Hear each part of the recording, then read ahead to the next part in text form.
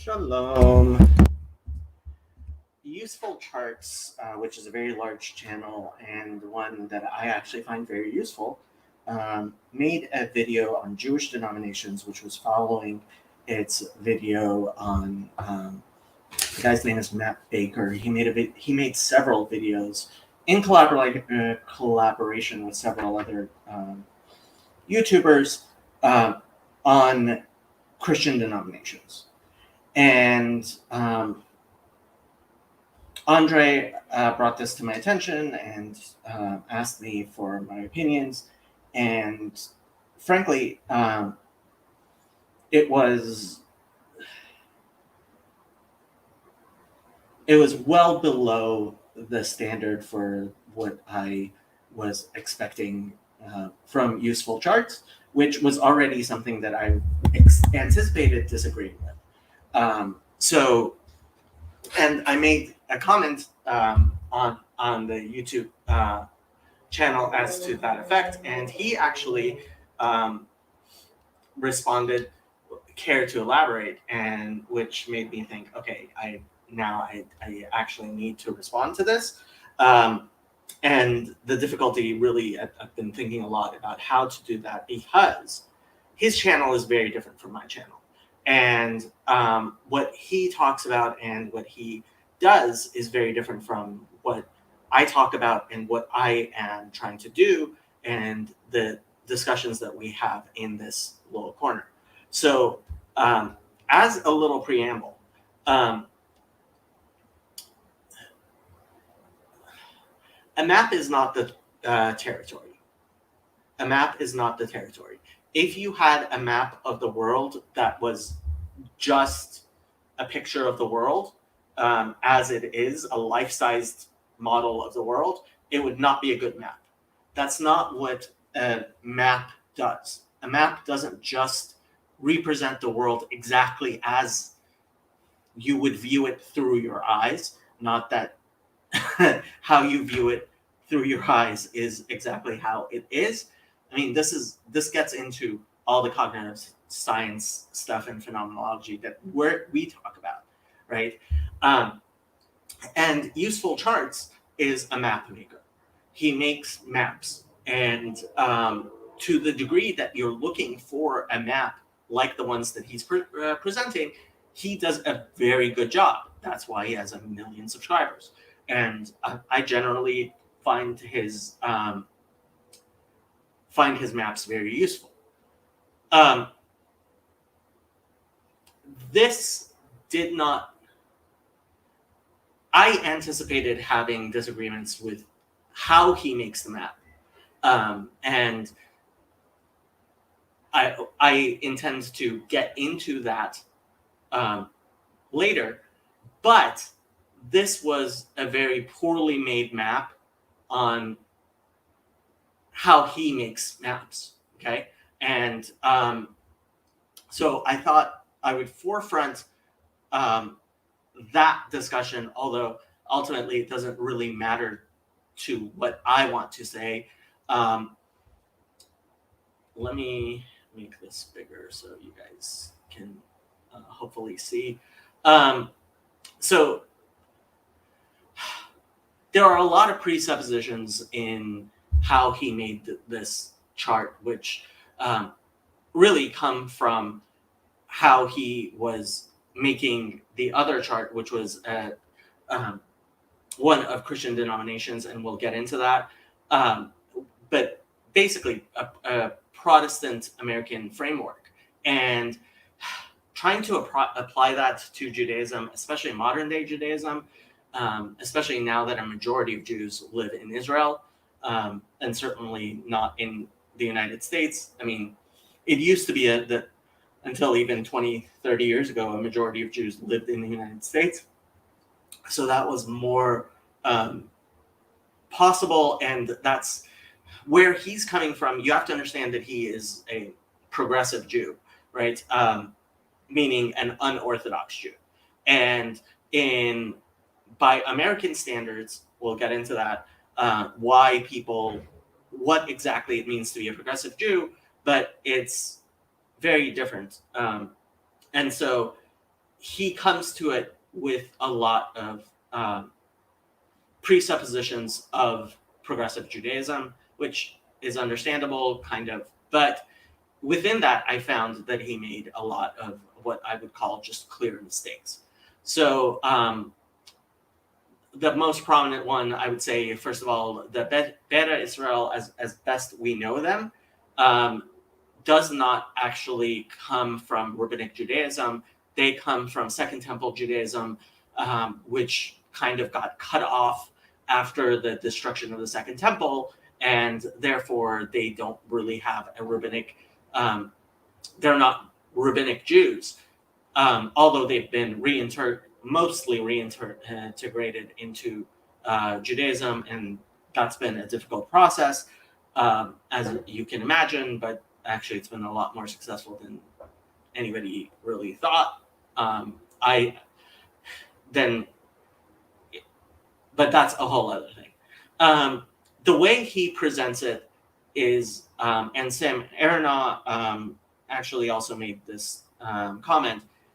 It's very an American-centric Ashkenazi view of how Judaism formed into the various denominations that he talks about, and it's just wrong in several ways. To talk about the Hasidic movement as then splitting into the Hasidic and non-Hasidic, I mean, that's just incomprehensibly weird. The Haskalah came out of the non-Hasidic Jewish milieu, so you should have the Hasidic movement and then have non-Hasidic Judaism and then Haskalah, if you're going to do it the way you're going to do it. And then what is perfectly clear is that conservative Judaism broke off from Reform Judaism saying that Reform and Conservative broke up because of the Treif banquet, which was a particular event, is very similar to saying that the Eastern Orthodox and Catholics broke up for any one reason. It's a very low resolution way of looking at it, but again, he does low resolution views, and if you're going to do a low resolution view like that, then you really, this chart makes zero sense. And if he was going to make a chart like this with these same presuppositions, my recommendation would have been he really should talk to Dr. Henry Abramson, who is a historian on YouTube, who's also an academic historian, who would be able to engage with his presuppositions well, and would be able to educate him regarding the particulars in ways that you wouldn't end up with the low quality mess that he did.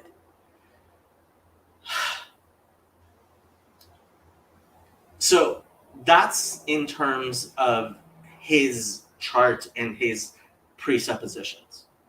Now let's go back to what I would take an issue with throughout this entire thing, which I guess, I could go back and just start with a response video to his entire video. What I will start with is he's very obviously starting with a Protestant view of things, and that was very obvious in the previous charts. And so if you're watching my channel and you're listening to my discussions with Father Stephen, you're going to be looking at very different I mean, the way we would be looking at this history is very different from how he's looking at it in general. So yeah, I guess maybe the best thing I can do is just start his video from the beginning um, and respond to it. Hi, this is Matt Baker. Recently, I finished an 8-part series on the family tree of Christian denominations. As you might know, I'm actually Jewish. And you'll notice, I mean, basically, this is a very, very, very Protestant way of looking at the process of denominationalization, and this isn't how the Eastern Orthodox or Catholics really view what happened. And therefore, several people have asked me to do a similar tree for Jewish denominations. So that's what I'm going to do in this video. However, I first need to explain some important differences between Judaism and Christianity. One of the things that drives Jews crazy is that Christians tend to assume that they already know lots about Judaism because they've read the Old Testament. I've even had many Christians tell me that I'm not a real Jew because I don't match their expectation of what a real Jew is. Okay, I have to say this. You're not a real Jew because you're not an Orthodox Jew. We'll talk about this, but I mean, he's joined a progressive Jewish community. As an Orthodox Jew, I don't think that he has become a part of the Jewish community, and that is so there are three ways of viewing who is a Jew. There is a racial way of viewing who is a Jew, which came out of basically the 19th and 20th centuries. It's a racial, materialist genetic way of looking at who is and who is not a Jew. Unfortunately, there are certainly racist Jews who view themselves in racial terms, and there were a lot more of them like 100 years ago. And Jew as race is not something that you can completely dismiss, because we are an endogamous group, and but in Orthodox Judaism, that you are a Jew if your mother is Jewish, and that removes it from the racial view in ways that Orthodox Judaism has never been down with the racial view, and in fact, I mean, I would say Reform deciding to have patrilineal descent, in a sense, is a capitulation to the racial view of Judaism that many Reform Jews, not Reform Judaism, but many Reform Jews did have. Then there's the ethnic view of who is a Jew, and that is, again, how progressive Jews often view Judaism, and that's how he's presenting Judaism, really. And as an Orthodox Jew, I would disagree with that as a characterization of actual Judaism. Judaism is a religion. There are beliefs that are necessary and involved, but just like, I mean, most Eastern Orthodox Jews, Christians would say, and much of Catholicism would say,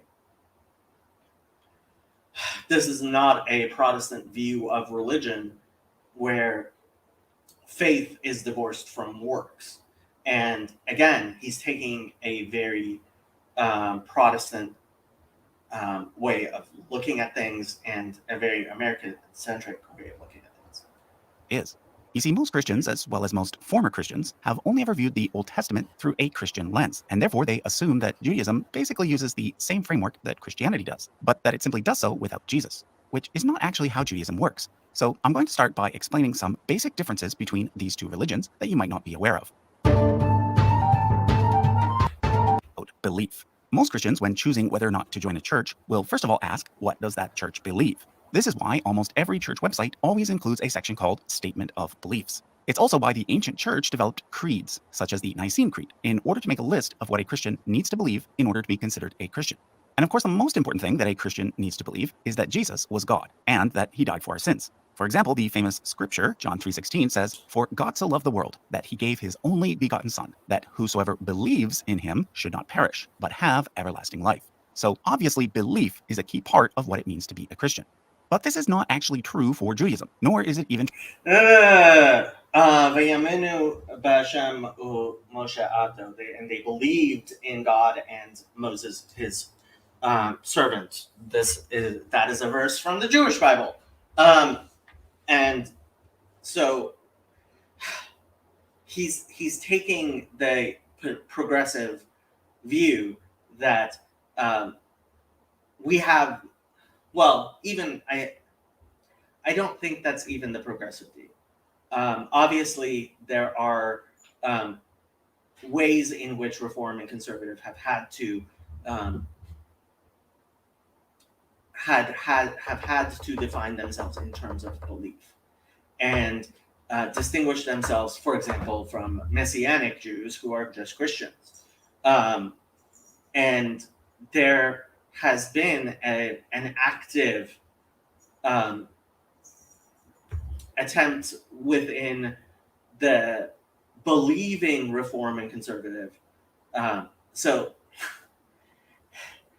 this is part of the problem. He's taking a very particular view of Judaism, which is actually quite popular, but it's incoherent.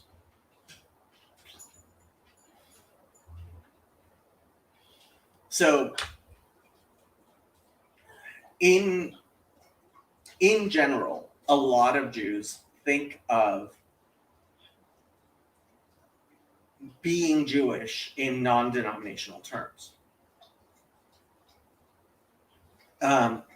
Because we have this idea that if you are born a Jew, then you are Jewish. And even if you don't necessarily believe in Jewish ideas, as long as you're part of our family and part of our community, we try to include you in the community. Now, at certain points, certain things, for example, converting to another religion, does in fact remove you from the Jewish community. But within the Jewish community, we have always had, and ultimately this kind of goes back to things that are evidenced in the Christian Bible. Specifically, I'm thinking of Acts 5, where we've always had this view that, okay, it doesn't really matter what you believe if you have a difference of opinion with the rest of the Jewish community, which is quite likely 2 Jews, 3 opinions, and he talks about like the Talmudic method. Ultimately, what decides who is right and wrong is God and history, right? And from that view, it's when Hasidism, which probably is the first proto-denomination to really form, like the way it distinguished itself from everything else which had come before it is by lasting. And I, as somebody who subscribes to Hasidic beliefs, in fact believe that ultimately, like, that's because Hasidism is truly Judaism and will and I think is and will overtake the rest of Judaism. But what generally has been the case is people come up with different beliefs or variations of beliefs, and we figure out who's right by seeing who actually wins, who actually continues keeping the Torah, who actually maintains the Jewish community, and history makes that decision. And so when Reform, which was the first actual denomination, organized itself as a denomination, and really Orthodox Judaism formed in reaction to Reform in Eastern Europe,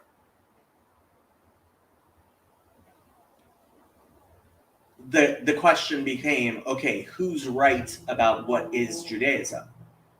And what quickly happened was that despite the fact that Reform had its views and its actual theoretical justification for what they believed and why they were doing what they were doing, Reform and then Conservative became synagogues that a lot of Jews who believed that Orthodox Judaism is actually true attended, because they thought, oh, well, I'm not that religious. I will drive on the Sabbath. And it wasn't necessarily that they thought driving on the Sabbath was an okay thing to do, which Reform, and this is how we get into the Treif Banquet, right? So when Reform in the United States formed Hebrew Union College, Reform and conservative rabbis were involved in establishing this college, and their first graduating class had a banquet for graduation at which they served frog's legs. Obviously, frog's legs are totally not Jewish and not kosher. And for the Reform rabbis, this was a declaration that we do not believe in following these laws of kashrut at all. Conservative was like, no, you guys are going way too far. This isn't how we're going to work. Like, yes, the funny thing is, they theologically and philosophically agreed, but they thought that this was being offensive and would drive people away and would not be accepted, which they were basically right about. And so you had the split between the Reform rabbis and the conservative rabbis, who had actual beliefs. They were religious and devoted to their own beliefs. And this is a contradiction that people have a lot of trouble actually digesting well. It's not like if a Reform Jew becomes more religious, that person is going to take on more and more Orthodox characteristics, because they don't actually believe in, well, theoretically, they don't actually believe in, for example, praying 3 times a day or keeping all of the holidays or etc.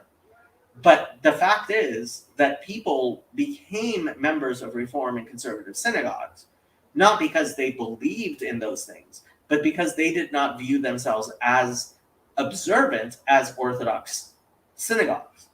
And therefore, you have a major disconnect between how people who are in the pews view the denominations and what it means to be a Reform, Conservative, or Orthodox Jew, and the actual beliefs that define these movements and the teachings that these movements have.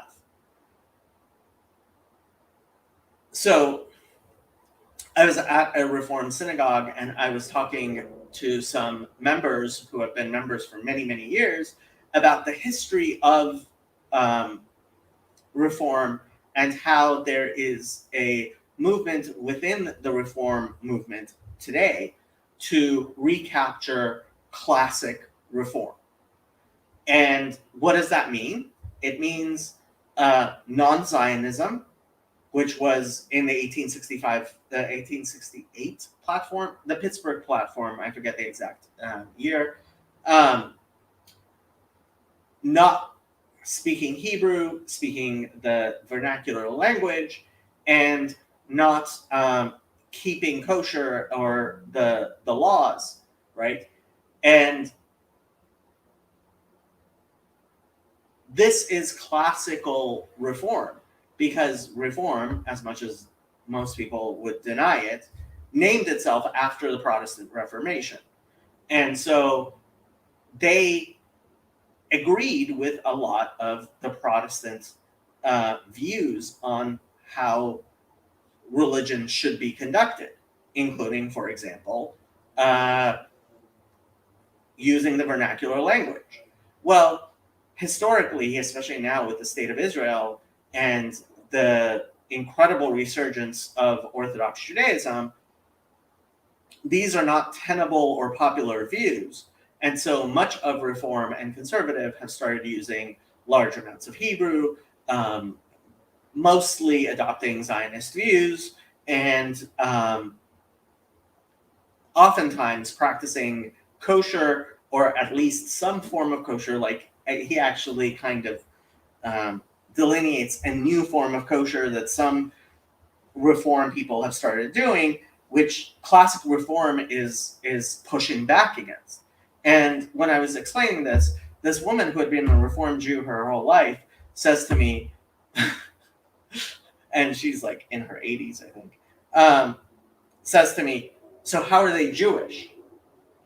Well, she, who has been a Reformed Jew for decades, does not actually view Reformed Jewish beliefs as Jewish, but she doesn't care because she considers herself a Reformed Jew because she goes to a Reformed synagogue, and she goes to a Reformed synagogue because she drives to synagogue.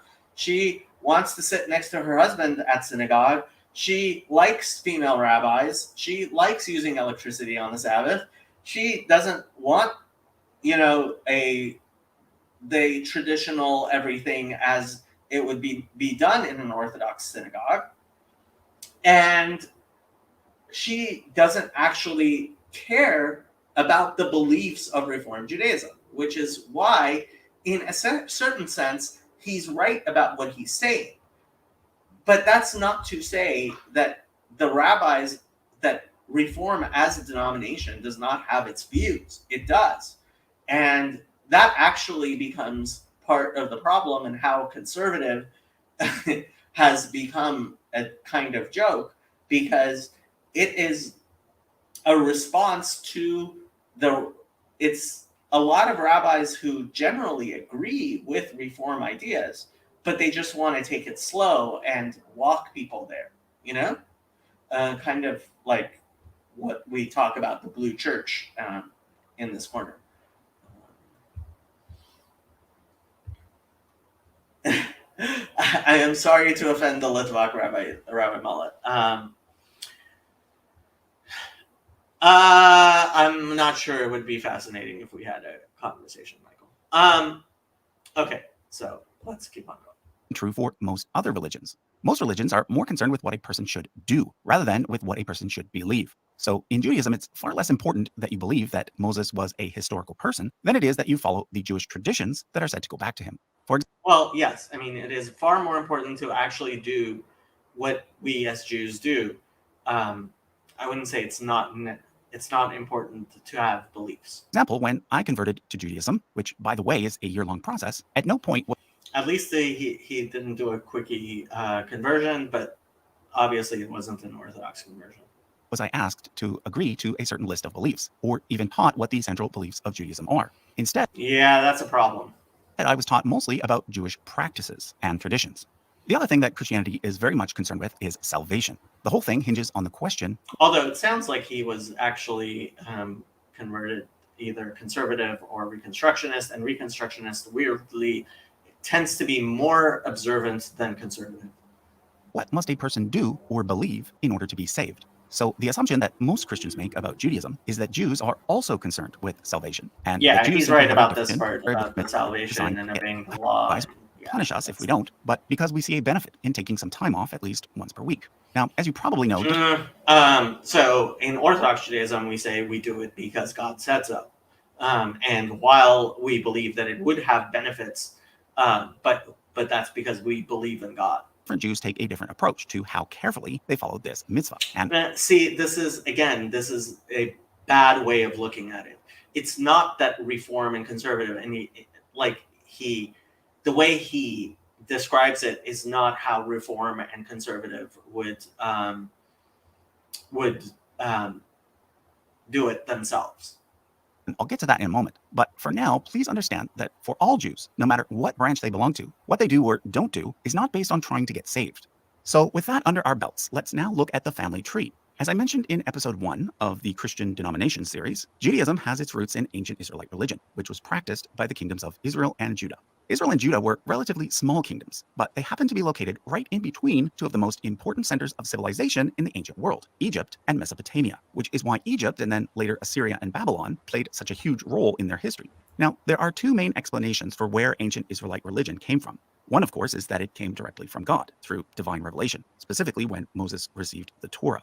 The other is that it developed slowly over time based on its These two are not mutually exclusive, and I think, again, this goes to his modernist views. So we believe everything that the rabbis, again, so he has a caricature of Orthodox Judaism in his mind that was placed there by his indoctrination into progressive Judaism. It's not like we don't recognize that, for example, most famously,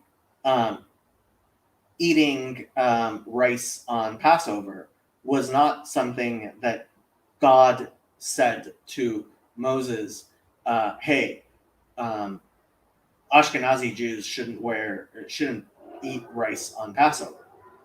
It's that we recognize that the basic essential principles of our faith and of the Torah were all given to Moses.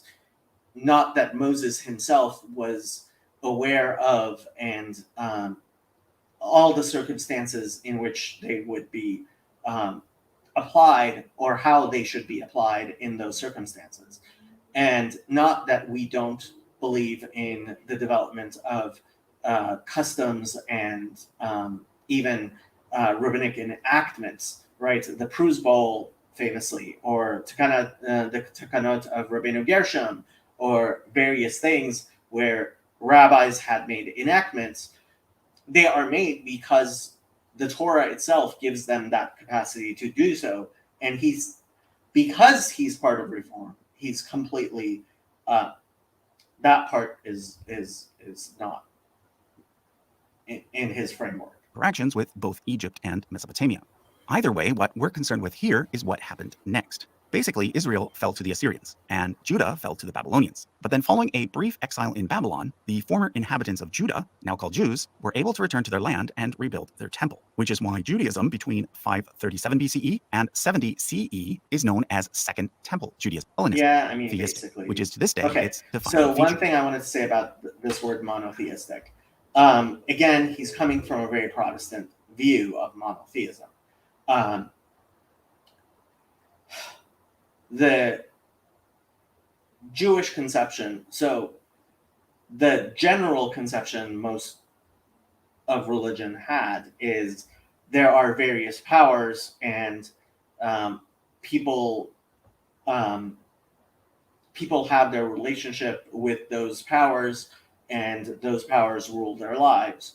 And the Jewish idea is that the Orthodox Jewish idea is that there is one God who rules everything, including those things. And so, and you can look into the work of Michael Heiser, and this actually became a whole question in Jordan Peterson's discussion of Exodus regarding what it means for there to be lesser powers of which are subservient to the God of Israel. And some people would not refer to that as monotheism. In a materialist view, that there's no sense there, and therefore it's again he's coming from a very Protestant modernist view. However, by the time the Romans took over, there were four major branches within Second Temple Judaism. The Pharisees, who represented the everyday people, the Essenes, who were a mystical bunch, the Zealots, who wanted to fight against the Romans, and the Sadducees, who were the elites who ran the temple. To this was added. So if I was making this chart myself, again, I would refer to the framework that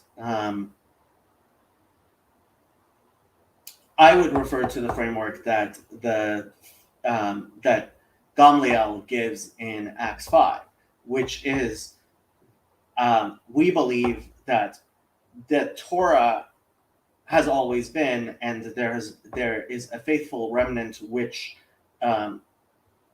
preserves it. And as the people who have preserved it and who hope to preserve it into the future, that is how we view, okay, what is a split, right? So since the Essenes, Zealots, and Sadducees became extinct, since the Ebionites and Nazarenes became extinct, since the Samaritans basically have become extinct, we would say, okay, Pharisaic Judaism is the main trunk, not in terms of numbers, which really is kind of how he's going, again, partially because of the American framework that he has, but because of who has Torah, who has the priesthood, who is the faithful remnant, who is the nation of Israel. A fifth group, the early Christians. However, Christianity quickly became a separate, mostly Gentile, meaning non-Jewish, religion. The early Christians who continued to maintain Jewish tradition, denominations. When the Romans did that, today the Pharisees are actually our spiritual ancestors. After the destruction of Jerusalem, they set up a school in the nearby town of Yavne, known in Christian sources as Jamnia, where they helped Judaism evolve from being a temple-based religion to one that is mostly based on communal prayer and on... Okay, I really don't like this view of it. Pharisaic Judaism was able to live through the destruction of the temple because during the Second Temple Judaism times, we never accepted the view of the Sadducees and some people that everything was based on the temple. And then with the destruction of the temple, only Pharisaic Judaism was able to continue its way of life. But it wasn't established as a response to the destruction of the Second Temple. It was established as a response to the destruction of the First Temple, and continued to have synagogue services, as you can see through when you look in the Christian Bible, and it talks about Paul and Jesus going to synagogues. The Pharisaic Judaism synagogue services existed prior to the destruction of the temple. Studying the 5 books of Moses, also known as the Torah. The scholars at this Yavne school. And honestly, I think a much better way of looking at it is not in terms of movements, but more in terms of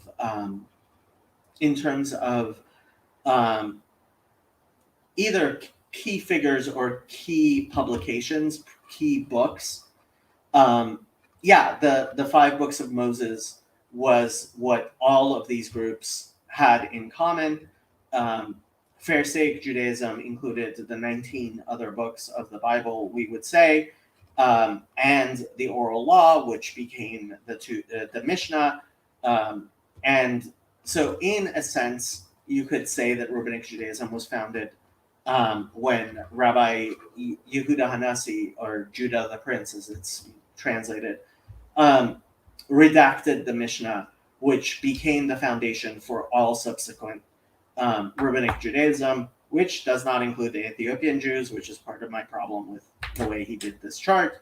And then there were 2 Talmuds. There was the Babylonian Talmud, which was a discussion of the Mishnah, and the Jerusalem Talmud, which came first, actually. And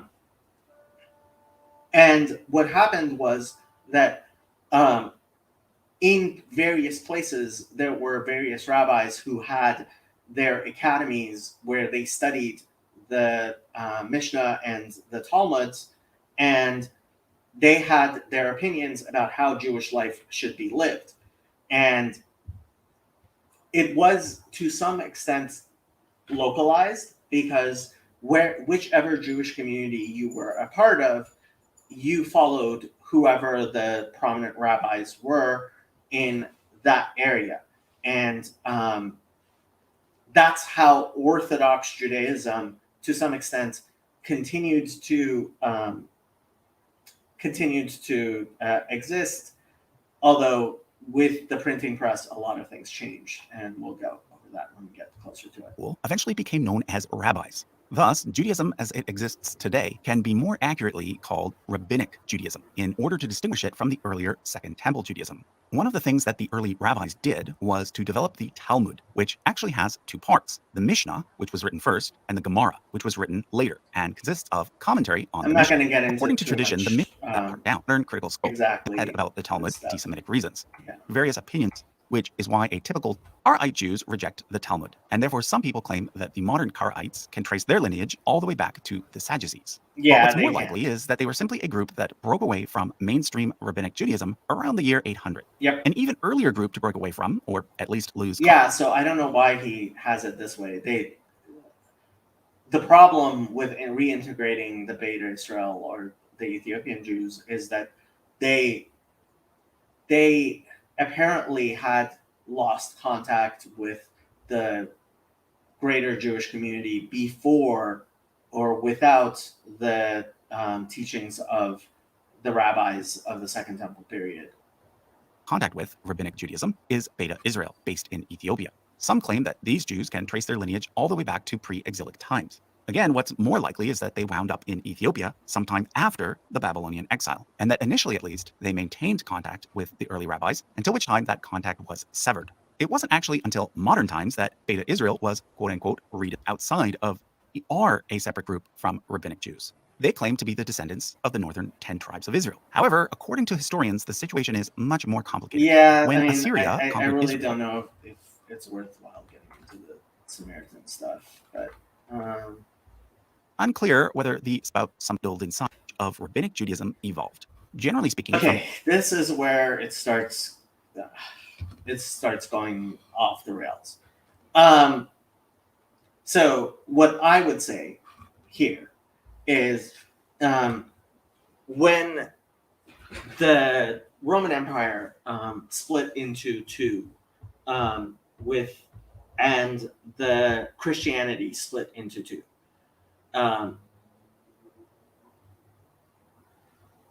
What happened was 2 broad categories of Jews developed, because there were the Jews who lived in lands where they had easy communication with Spain, and the Muslim conquest, with Spain and Egypt and the rabbis there and the Holy Land. So, and that became the foundation of what's called Sephardic Judaism.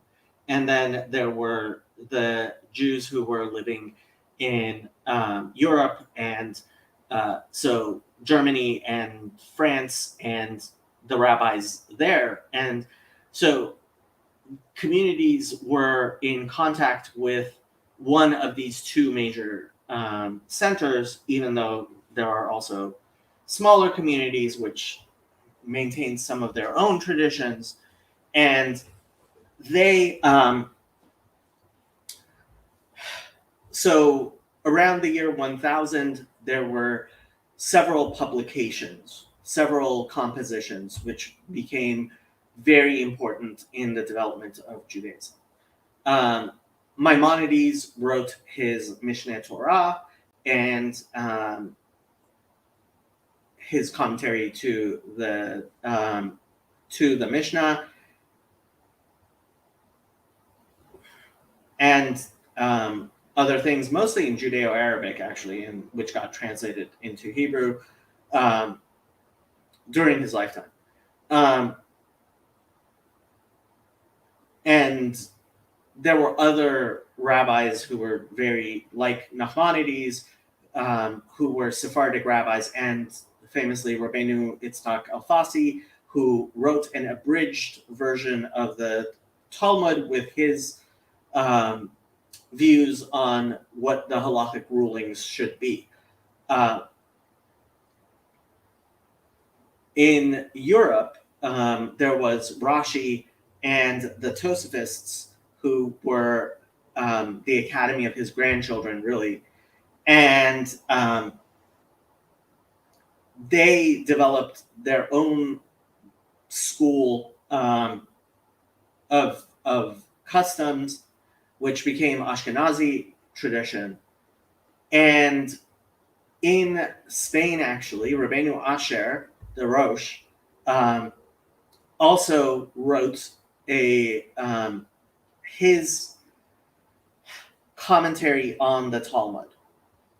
His son, called I believe Rabbeinu Yaakov ben Harosh, he's known as the Baal Hatur or Baal Haturim, wrote what is called the Tur, which is I think it means pillars, which was a codification of the his father's explanations of the Talmud. Rabbi, some 100 years later, I believe it was, between Rabbi Joseph Cairo. So Rabbi Joseph Cairo, around the year 1500, he wrote a commentary on the Mishneh Torah of Maimonides, which became a very seminal work. He wrote a commentary on the Torah, which also was a seminal work. And then he took the structure of the Torah and he wrote what's called the Shulchan Aruch, which is literally means the set table, where he took the structure of the Torah, but instead of teaching those laws only based on Rabbeinu Asher, who, like the Torah did, it was his father, right? So what he did is he took what are referred to as the three pillars of halacha. Rabbeinu Alfas, the Rif, who wrote the abridgment of the Talmud. Maimonides, the Rambam, who wrote the Mishneh Torah, and the Rosh. And he wrote his Shulchan Aruch, where he took the majority of these three pillars of halacha and stated the halacha based on his opinions of how these three pillars would explain the halacha, right? The Jewish law. He lived in Israel. He was Sephardic. Rabbi Moses Isserles in Germany wrote what he called the Mapa, which actually means the tablecloth, as a gloss on the Shulchan Aruch. Meaning, so you have the text here. Let me pull out a thing.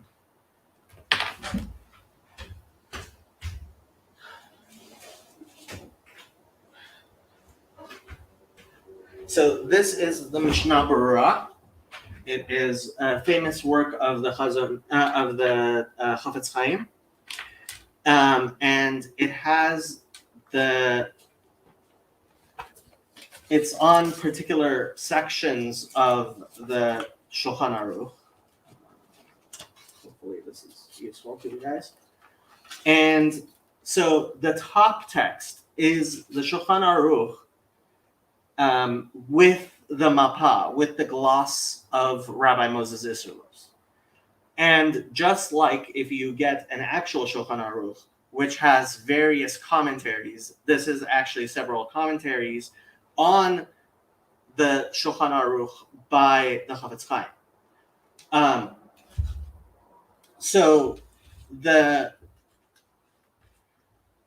Rabbi Moses Isserles wrote his basically commentary or gloss on the Shulchan Aruch. And that's where the codification of Ashkenazi and Sephardi came from. Sephardim were the people who followed Rabbi Joseph Cairo, and Ashkenazim were people who followed Rabbi Isserles. And many commentaries developed on the Shulchan Aruch by various people regarding different disagreements or understandings of what the halacha was. But this codification, Shulchan Aruch, became the codification which, and that's why sometimes I refer to the Shulchan Aruch as like basically the catechism of Orthodox Judaism, because whether you're Ashkenazi or you're Sephardi, you follow opinions based on the Shulchan Aruch. And any Orthodox Jewish congregation follows based on is ultimately based on the Shulchan Aruch. Okay? So that was around the year 1500, and all Jewish communities that are currently existent basically all follow 99.9% the Orthodox Jews, all descend from communities that accepted the Shulchan Aruch. Okay? So that's, in a sense, you can say that any of the denominationalization that happened is after 1500, when people started having different views that did not fall into the categories that are easily seen in the Shulchan Aruch, which is you have Ashkenazim, you have Sephardim, you have differences of opinions about how exactly Jews should live their lives, but all of it is codified in the Code of Jewish Law. Okay. The early rabbis to around the year 1750, there were no denominations or divisions within Judaism. Yeah, so until 1750, basically you could say all of Judaism followed the Shulchan Aruch, which was from 1500, but it is a codification of what came before it, Judaism. There was simply Judaism. Now, don't get me wrong, there were still lots of internal differences and arguments over this matter or that matter. Jews are famous for that. But overall, no one really made any denominational distinction between one type of Jew or another type of Jew. All Jews were just Jews. This is partly because Jews were very much the minority wherever they were found. Although there was a difference between Ashkenazi and Sephardi, part of the reason Reform doesn't like to think about that is because within Sephardic Judaism, we never ended up, thank God, with Reform.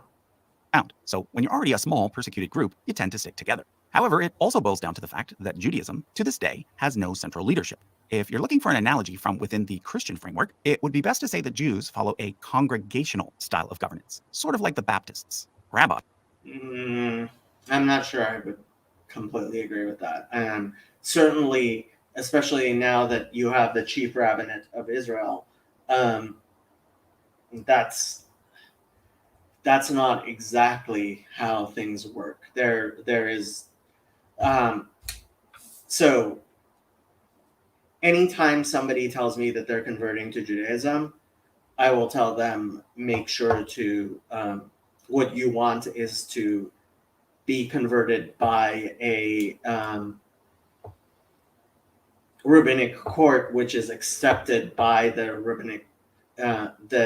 chief rabbinate of Israel. Even though I don't really like the chief rabbinate of Israel, it is the de facto real authority, and in terms of who is a Jew and who is not a Jew, and which, I mean, this is what reform and conservative get really huffy about, but the fact is they are not considered practicing Judaism according to the chief rabbinate of Israel, and so their conversions are not accepted. If Matthew Baker wanted to move to Israel, because the government of Israel, for immigration purposes, will accept the designation of reform or conservative as somebody who is a member of their congregations for immigration purposes. But if he moves to Israel and he wants to marry a Jew, for example, he will not be allowed to marry a Jew. Rabbis get trained at rabbinical colleges, but then each congregation gets to choose who they want to be their rabbi and what stream of Judaism they want to affiliate with. It was between the years. Yeah, this is part of the confusion that congregations will. It used to be a lot more common for conservative and even reform synagogues to have Orthodox rabbis. It became more and more. It became unacceptable within Orthodox Judaism to take a pulpit of reform and conservative, and really reform and conservative as denominations. There's a reason why both Jewish Theological Seminary, which is the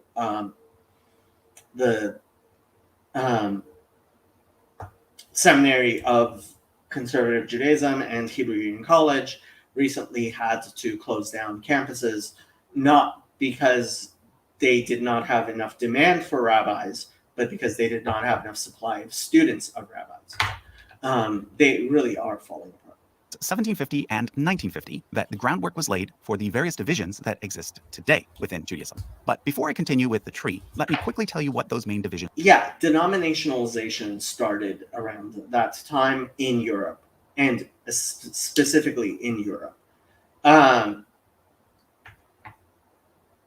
Yeah, I'll let him kind of start. But so the first thing that happened was that the Hasidic movement started, and the Hasidic movement saw itself as a reformationist and populist movement, which was opposed by the rabbinic establishment of that time generally. Yet they mostly viewed themselves as still loyal to Judaism, certainly to Shulchan Aruch, and even to the rabbinic establishment. Eventually, when the Haskalah happened, what happened was that the rest of Orthodoxy realized that they had a much bigger fight with the various maskilim, and so it caused an uneasy truce between the Misnagdim / Litvaks. Misnagdim, mitnaged literally means opponent. That's what they called themselves. They sarcastically referred to the Hasidim as Hasidim, and it stuck. Now we politely refer to Misnagdim as Litvaks, and hopefully soon. That's what Rabbi Mullet was saying. You're offending this Litvak. I am hoping eventually we will not. Hasidic Judaism will in fact prevail, but that's my personal view. Are, and how each one is different from the others. I can do this because, unlike the many branches within Christianity, Judaism mostly has just three. These are called Reform, Conservative, and Orthodox. And the This is a very progressive view of how to. I mean, everybody will say, I mean, what are the three major branches of Judaism? They'll say Reform, Conservative, and Orthodox. That's because in the United States, those are the three major branches based on how the various synagogues identify and which organizations they are a part of. Now, Reform has its association of rabbis and congregations. Conservative has its association of rabbis and congregations, and those are pretty big. Orthodox, as he points out, Orthodox Union tends to be the biggest. There is actually a different union, actually more than one, but the two major ones are the Orthodox Union and Agudat Israel or Agudas Israel. Agudat Israel is actually the more Hasidic one, and it is rather large. And I think Chabad eventually left Aguda during the time of the Rebbe Rashab, which was like over 100 years ago, over Agudat Israel not being sufficiently anti-Zionist. This is a long time ago. So Chabad is, while it tends to be pretty close to Agudat Israel, it's not officially a member of Agudat Israel anymore. And but other than Chabad, there are like loose affiliations and stuff, but the two large denominational organizations within Orthodox Judaism are the OU, the Union of Orthodox Jewish Congregations of America, and Agudat Israel, which is a little bit more Hasidic and right-wing than the OU. The difference between these three denominations boils down to just one thing, and one thing only: their approach to Jewish law, called... I'm not sure that's true. Like I said, it's actually more the congregants. That's how the congregants view it. I'm not sure that Conservative and Reform, especially as Reform has been trying to reform itself, has been seeing itself that way. And in Orthodoxy, we would generally say so the 13 principles of Jewish faith, which include views regarding halacha, but we would say that Conservative and Reform as denominations are not. So we would say there are many Jews in Reform and Conservative synagogues, because even though they may not be practicing Judaism, we would still say they are Jews. There are many Jews in these synagogues who have a religion which is not Judaism, because it does not fit into the 13 principles of Jewish faith, and it is not centered around the Shulchan Aruch, the Code of Jewish Law. Halakha. Orthodox Jews see halakha as being binding and unchanging. Unchanging. Okay, so I think what he means is we believe that the principles of halakha are unchanging. We believe that they have to be applied to current circumstances based on what halachic principles are, whereas conservative believes that you should take into account other things than simply Jewish law. This gets into the incoherency of reform and conservative, and he is showing a far more one way of trying to make reform and conservative sound coherent when they're not really.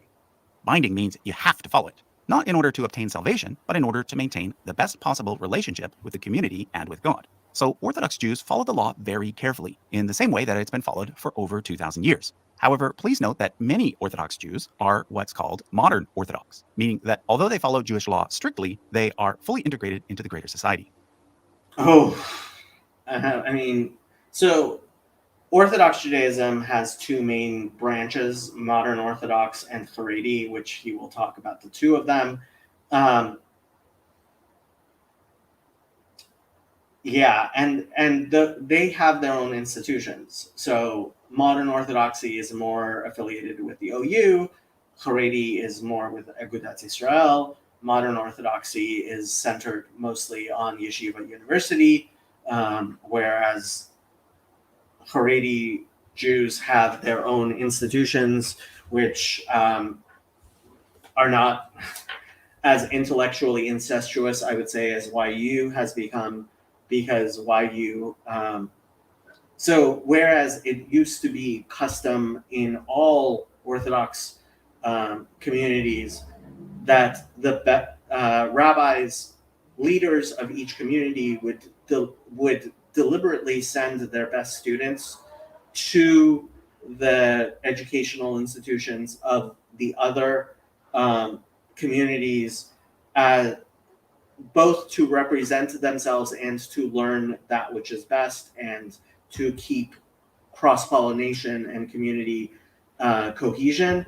That has broken down over the past 50 years, unfortunately. And YU not sharing students, not involving other institutions has been part of the break between modern Orthodoxy and Haredi Judaism. In contrast, conservative Jews, known as Masorti Jews outside of North America, see halakha. Okay, so the Masorti thing. Outside of North America, people who are somewhat religious but not strictly observant Orthodox Jews are referred to as Masorti, meaning traditional. So in Israel, most of my family is Masorti. They kind of sort of sometimes keep kosher. They kind of sort of sometimes keep the Sabbath. They're not strictly observant Orthodox Jews, but they still believe Orthodox Judaism is Judaism, and they're Masorti. Among Sephardim, being Masorti is very, very common. Among Ashkenazim, it is becoming more and more common, especially in Israel, where you have people who are Masorti but not strictly observant of Jewish law.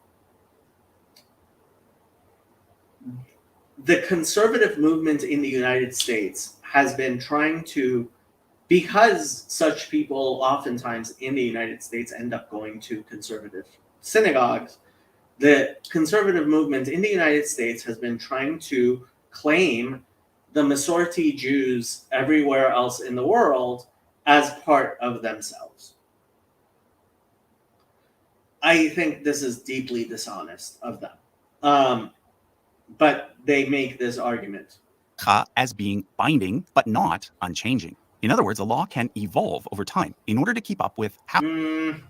It's not that the law evolves. It's that they include other considerations other than simply Jewish law. How human society has evolved. So, for example, Orthodox Jews won't drive a car on Shabbat because both combustion engines and electric engines are considered to involve lighting a fire. No, they are not. So combustion engines, it's combustion. You're lighting a fire. Electric cars, it's not a question of fire. It's a question of bone. But again, this is because in Orthodox Judaism, we have detailed understandings of what is and what is not allowed in Jewish law. Whereas conservative, generally what happens is they have a debate about what they should do. They ask their Talmudic scholars. Their Talmudic scholars issue an opinion, and then conservative ignores them. This is like any conservative rabbi will, at the very least, smile in response to how I characterize that. And in the Torah, lighting a fire is considered work, and you're not supposed to work on Shabbat. However, conservative Jews have come to the conclusion that in our modern world, driving a car doesn't really involve much work. No, they have come to the conclusion that it is necessary to, in the modern world, to take other things into consideration. It's not like conservative disagrees with the characterization that it's not about whether you are physically tired. The fact something makes you physically tired is not what makes it not allowed on Sabbath or allowed on Sabbath. That's a very, very bad way of looking and theologically incoherent way of looking at the Sabbath. And frankly, even conservative Judaism doesn't make that mistake. And in particular, driving a car on Shabbat might allow a person to attend synagogue when otherwise they wouldn't be able to. Right. So, like, they think, oh, we are rebalancing our values based on that, and therefore they will drive on the Sabbath to synagogue and nowhere else. So conservative rabbis have actually changed Jewish law to say that driving a car on Shabbat is fine. Now, before I move on, let me mention the principle of pikuach nefesh, which is followed by every branch. Yes, pikuach nefesh, except what he doesn't mention is the three cardinal sins in Judaism to which pikuach nefesh does not apply, which are idolatry, murder, and sexual immorality. Branch of Judaism. This law states that any other law can be broken in order Other than the three. to protect the health of a person. So if a person has a medical emergency on Shabbat, even the most Orthodox Jew will drive a car in order to get that person to the hospital as fast as possible. Okay, so finally there are Reform Jews. Reform Jews see halakha as being neither binding nor unchanging. This means that each individual Jew can make up their own mind about how to follow. Like, if you don't believe it's binding, what do you care if it's unchanging?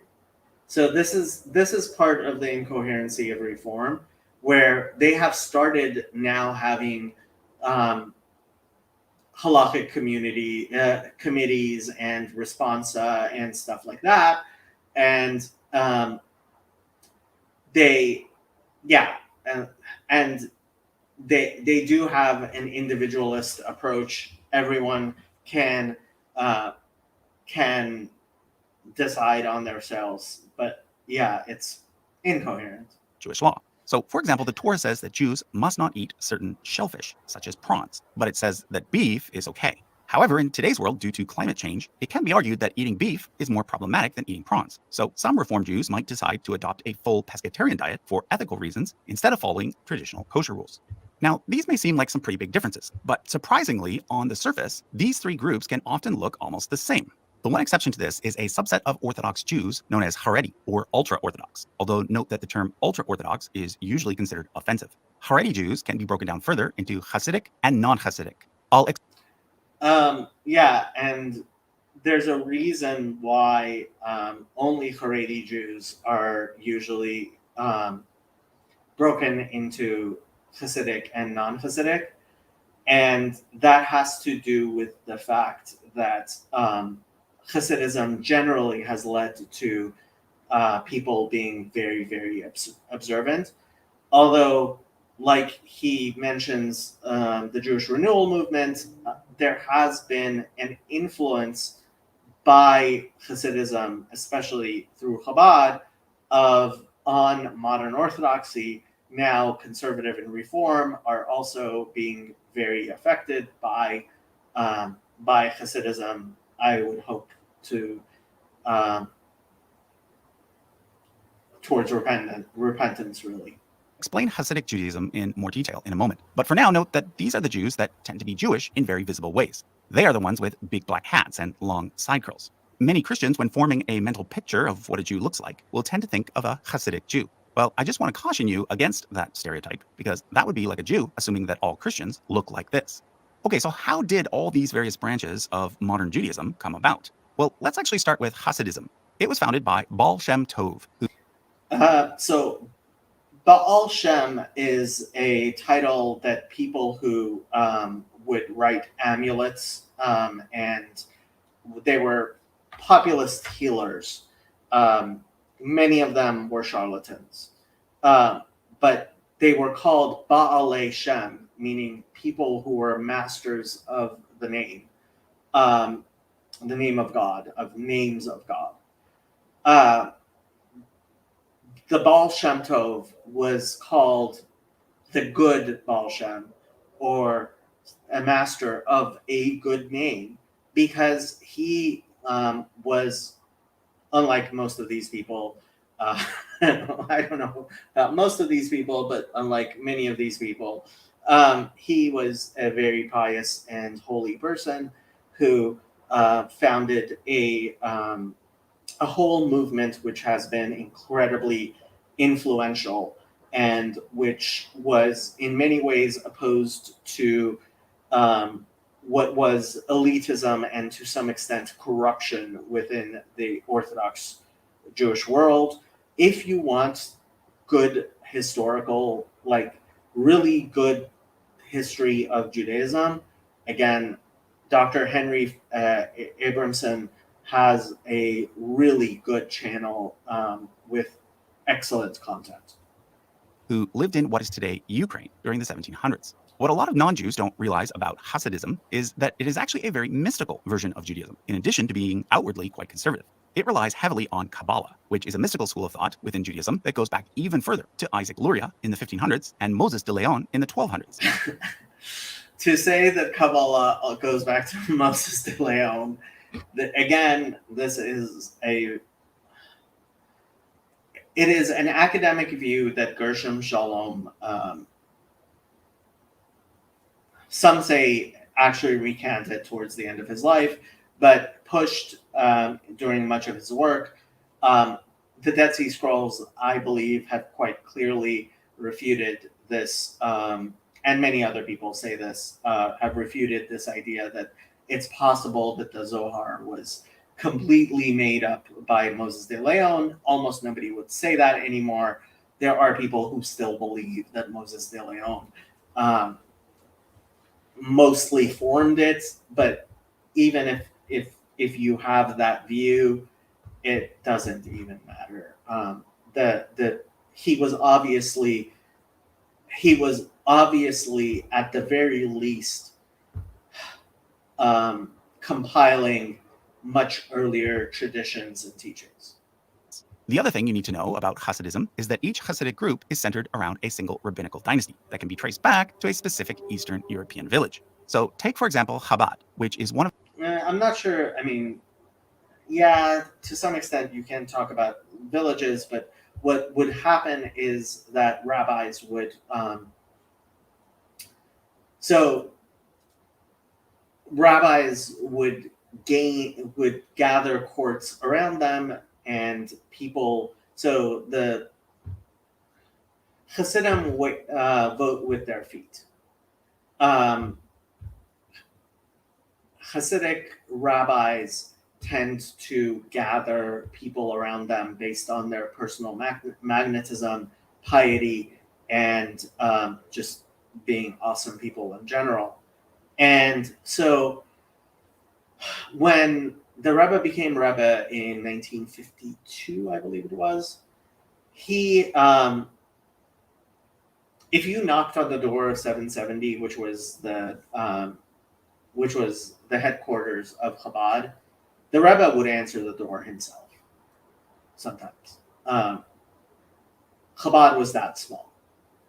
When the Rebbe had his stroke in 1992, the number of Hasidim who wanted to meet with the Rebbe was so large that it was impossible for him to have individual meetings with Hasidim.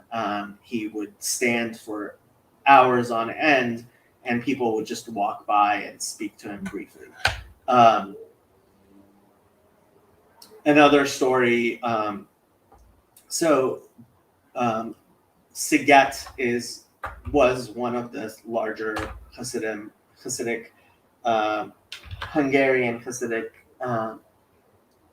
courts. The Rebbe of Siget had two sons. The younger son was Rabbi Moshe Teitelbaum, and since his older brother was going to inherit his father's court, he moved to the city of Satumar in Hungary. He ended up gathering around himself a Hasidic court, which became known as Satmar. And during his lifetime, it went from just him establishing it himself to being one of the larger Hasidic communities in the world. This was impacted by the Holocaust, but when the Satmar Rebbe died, he had daughters, and his nephew, so his brother had become the Siget Rebbe after his father, right? His older brother. His nephew had inherited the Siget line, the court, and was the Sigeter Rebbe. When Rabbi Yoelish, the Satmar Rebbe, the first Satmar Rebbe, died, his nephew inherited Satmar. And Satmar was so much better known and bigger than Siget by that time that he renamed the court to Satmar. So it's not necessarily, Hasidic dynasties do have lineages, and you can follow these various lineages, and they're interesting.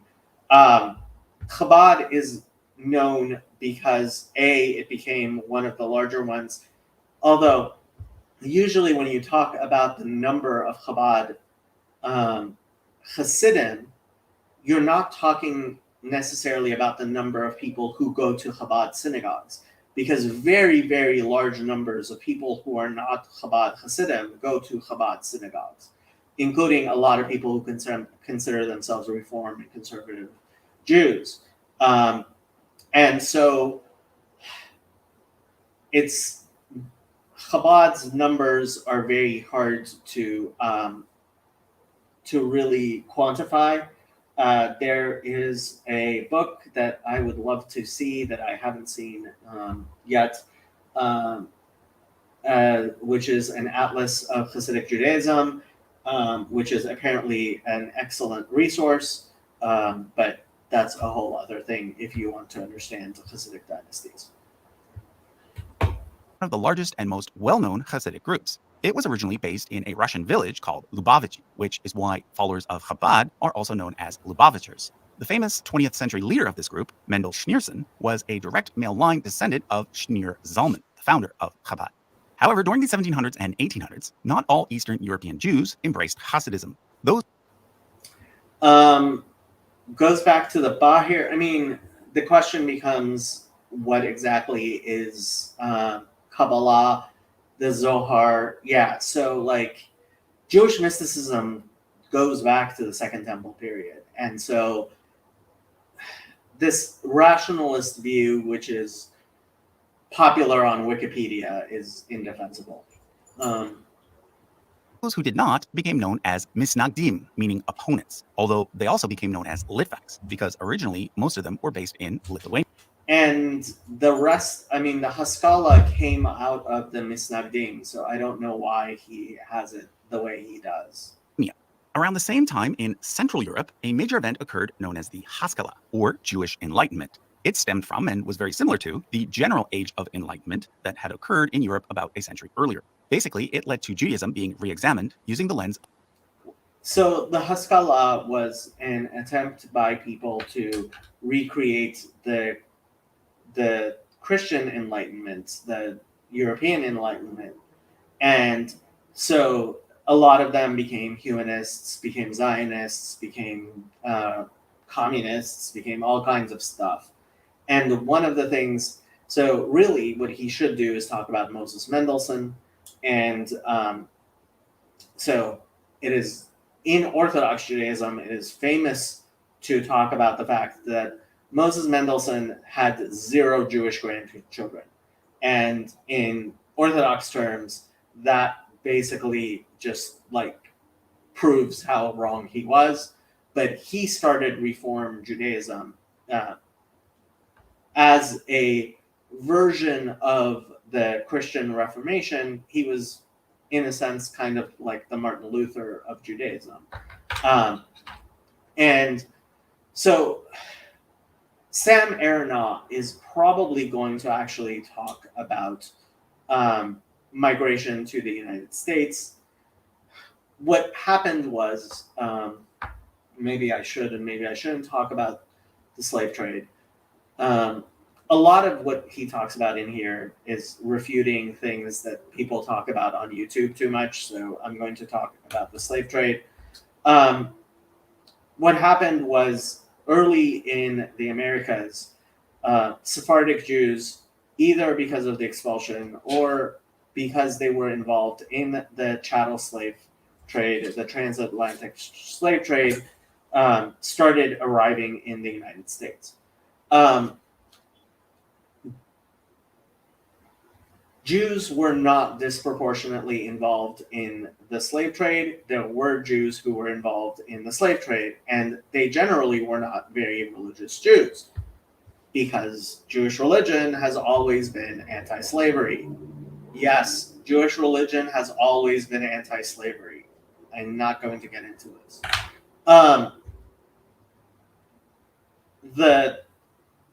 So there were Sephardic Jews in the United States, and Sephardic Judaism did not have this sort of denominationalization. At the same time, the people who were here were not Orthodox Jews. They were not living Orthodox lives generally. They didn't even have rabbis. Sometimes they would hire rabbis to come from Europe, but there was not much of an Orthodox community. And so when Reform was established in Germany, a lot of American Jewry kind of adopted Reform based on the fact that people who were living in the United States, and then, as subsequent waves of immigration, and Sam Aronoff actually has better videos on this than and explanations than I can probably give, but where he talks about the waves of immigration and how that affected the various denominationalizations. But what is inexcusable here is, Reform split off from conservative split off from Reform, and Orthodox ended up establishing itself in the United States when more and more actually Orthodox Jews started coming from from Eastern Europe, and decided to establish. Sam Aronoff has a bunch of videos on this, as I believe several other people do, and I'm kind of surprised that he didn't really follow the explanations that were given there. Of modern critical scholarship. At this point, some Jews simply became secular, whereas other Jews sought to reform Judaism in order to bring it up to speed with what had been learned through science and textual criticism. This led to the creation of the Reform Orthodox split that exists to this day. Reform Judaism began in Germany, but it eventually made its way to the US, where... And really, Orthodox Judaism as a movement started as a response to Reform. It soon became the dominant type of Judaism. In 1873, the Union of American Hebrew Congregations was established in order to serve as the main denominational organization for American Jews. This was followed by the founding of Hebrew Union College in 1875 as the main rabbinical school. However, while And the major rabbis of conservative Judaism were members of Hebrew Union College. most American Jews were Reform at this point, some were not. Therefore, in 1886, the Jewish Theological Seminary was established as a center for more conservative-leaning rabbis. Yes, who left Hebrew Union College.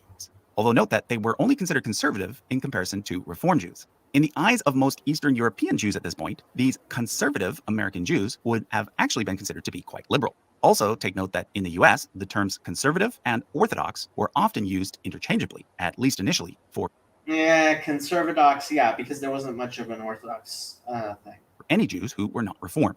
However, eventually these two groups split into separate camps, due in part to the large influx of Jews from Eastern Europe around this time, who were even more conservative than the original conservatives.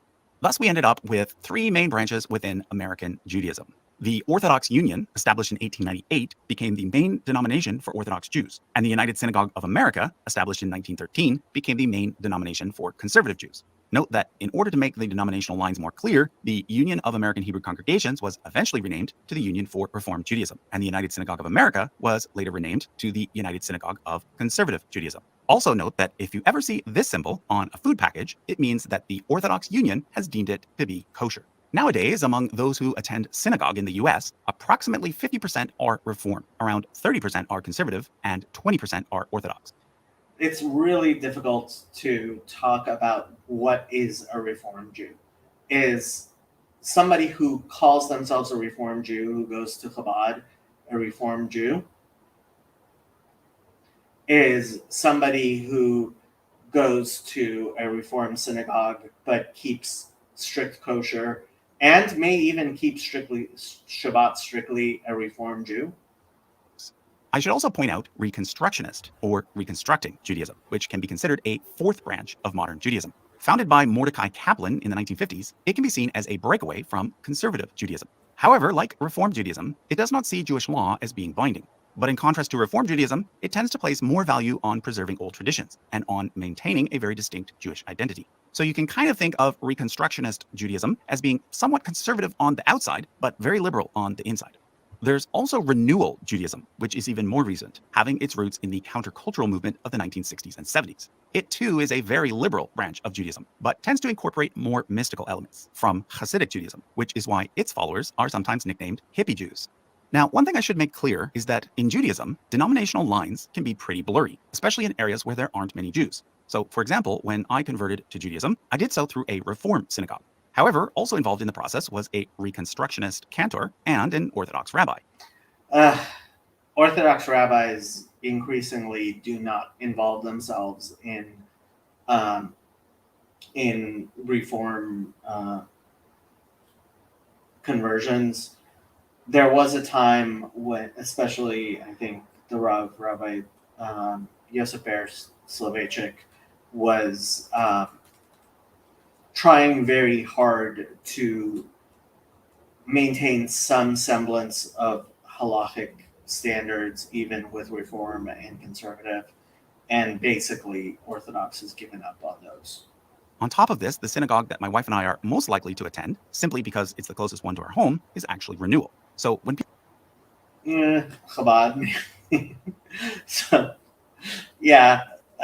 people ask me which branch of Judaism I belong to, it's a difficult question to answer. I usually just say that I'm a progressive Jew, which basically encompasses everything other than Orthodox, and in North America at least, is the dominant type of Judaism. Yeah, in North America, Orthodox Judaism, Reform and conservative do not exist in Israel, or basically most of the rest of the world. They're certainly not dominant.